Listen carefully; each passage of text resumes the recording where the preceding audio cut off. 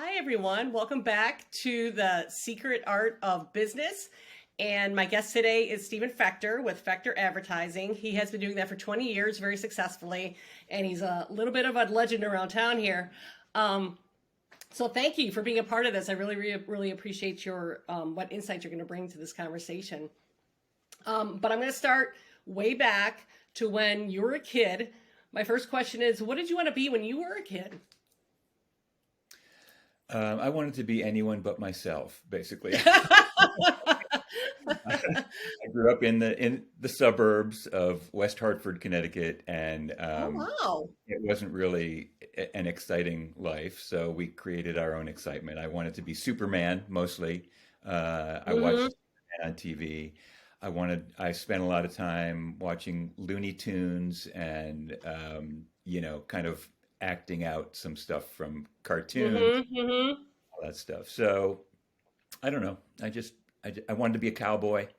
So Uh, those creative things, that play acting stuff, that all came early for you, right, right. which probably frightened your mom, just because she's like, "Oh my God, my kid's gonna be an artist and starve," because that's what my mom told me.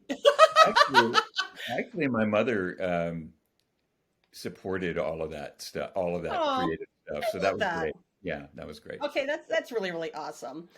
So for we'll fast forward a little bit, and we'll talk about what do you do now for fun? You did a lot of play acting and creating things, and you're not allowed to say anything business related. It has to be something that you do now that still kind of generates a lot of creativity that's not affiliated with your business. Well, I should remind you that I am sort of newly retired from Fector Advertising. Oh, so Um, you probably have a so I have list. so I have lots of things that are non-business going on.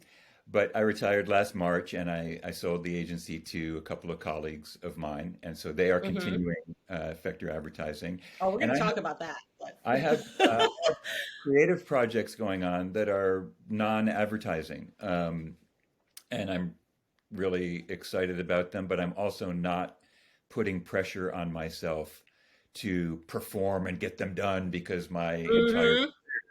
in advertising has been deadlines and you must be creative on Yes, demand and all that. yes, yes, yes. So this first year of retirement, which ends March 31st, will be the my first anniversary of my first year of Nice. retirement. But the first year, I'm basically not doing much of working at all. I'm still in an advisory role at the agency. Hmm. Hmm. Oh, I don't Um, want to know but, about work. We're going to get to work. I want to know. oh, I okay. want to know what you're doing for fun now. For fun now, I am traveling. Yes. I'm reconnecting with friends. I'm reconnecting Nice. with my four kids who live in very interesting places: New York, LA, San Francisco, and Paris. Oh my And God, that's you could not pick. you know, it, Better cities.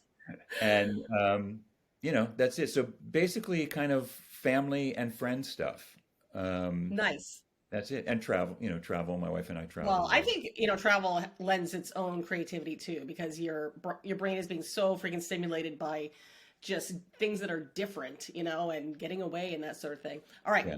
So with that said, let's back up to having the agency, and you're kind of in a.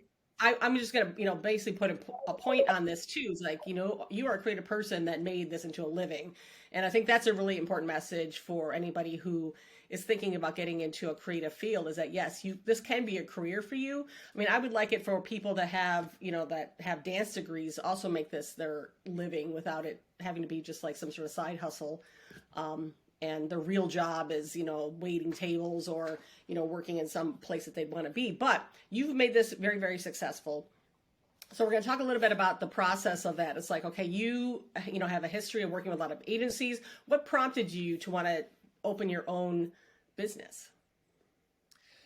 Um, well, I think it was a couple of things, but first, I think I should say I actually got into advertising a little bit by accident Mm-hmm. because, and not until I was about 27-ish.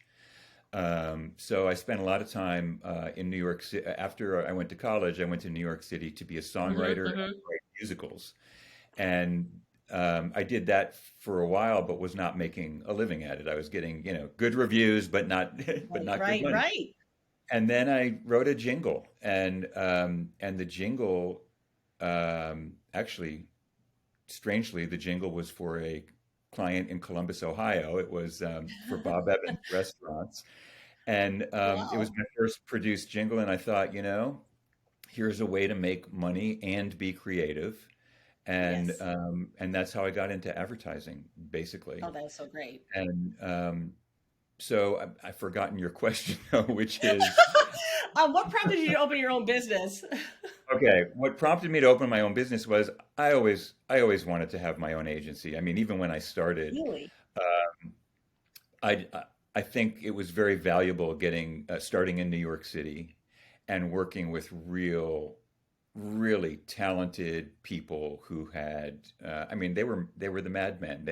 The madmen were the Mm-hmm. generation for me in advertising, and I learned just a tremendous amount. And but I really always wanted my own place, and I was always too nervous to do it. I wasn't sure of myself. I went through a divorce, and so that wasn't the right time. We moved, and then that wasn't the right time. I had lots of reasons not to do it. And then I got to be Mm-hmm. about 50, and I thought, well, if I don't do it now, when am I going to do it? So that's what happened. I got old, and I started a place. Well, I'll just say you got wiser. I think that it's a lot to be said for. Well, you know what? I always attributed to. Let me just say this. I swear I started my own business just because I was just a really crappy employee. I would move around a lot. I was, I always need to be, entertained, especially in a creative field. It's kind of like, I'm tired of designing this. I want to design something else. And if the clients don't change, you're going to keep designing the same thing. So anyway, so you started a business, you have this, creative genius side working on full steam. So then you get introduced to the business side, which is, the bookkeeping and the budgets and the things like that. How did you orchestrate that? Because I'm assuming you didn't have a business degree. I mean, a lot of us don't. I have one in art. So how did you navigate that part of the business? Well, I should tell you that when I told my dad, who had been in business his entire life, that I was Mm-hmm. starting a business, he said, Steve, it's a whole different thing. It's one thing being a great creative person, and it's another thing starting a business and doing all the business things. Um, Mm-hmm. I had no 5-year plan. I had no plan. What I had was a very important thought, which is I need to take in more money that I'm spending. That was it. Very simple, you know. Um, and luckily, I had a little bit of a reputation that brought me business, not right away. And the big surprise to me was that some of the business I thought I was going to get, I didn't get, and Mm-hmm. Mm-hmm. other business came kind of out of nowhere through referrals and other things.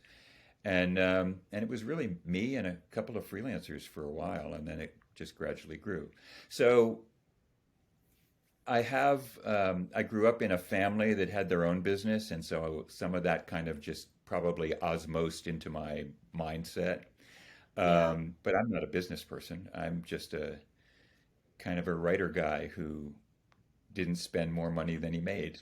You know? You're more than just a. Let me tell you that. Like I said, you definitely are a well-known person here, and I mentioned that you were going to be on today, and I mean, the people are like, oh, really? So yeah, I think people are kind of excited to see what you've been up to, which is why I had to ask that question, kind of at the forefront.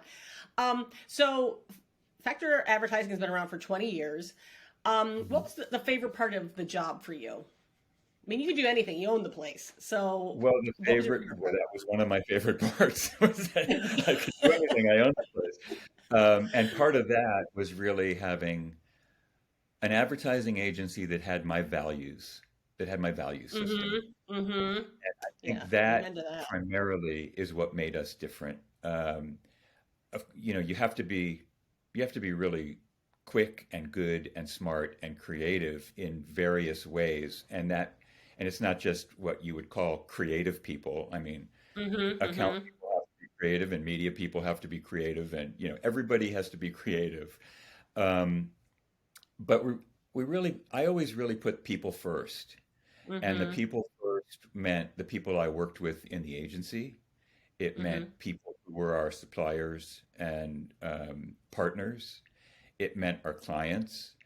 Um, I worked at agencies in the past that were, some of them were part of big holding companies, and all that counted was, the stock price going up or the, return on Mm-hmm. investment. Mm-hmm. I, of course, wanted to make a good living, and I, of course, wanted all of the people who worked with me to make a good living.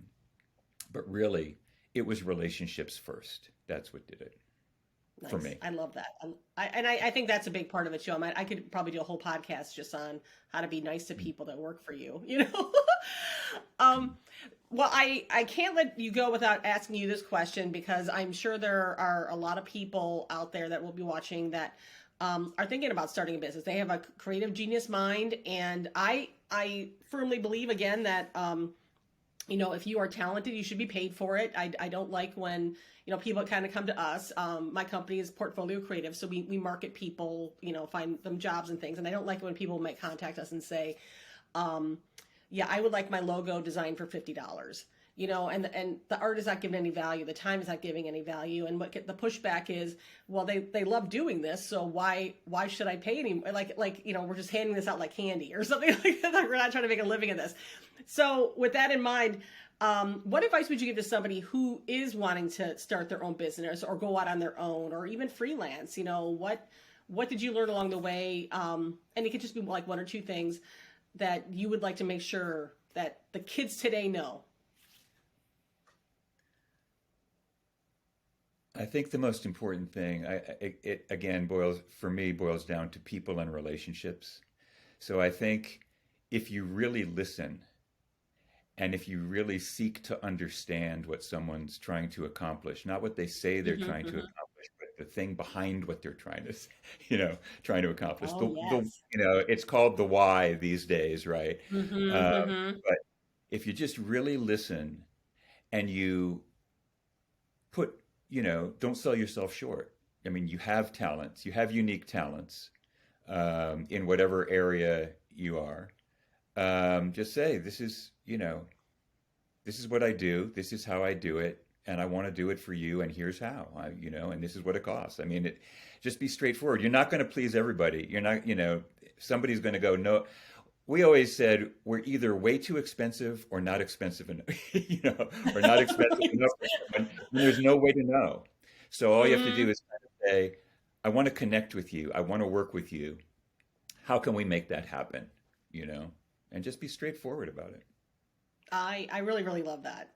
And see, I got something valuable out of this, even though I'm one of the OGs too at this point. So I like that term just because it makes us sound cool.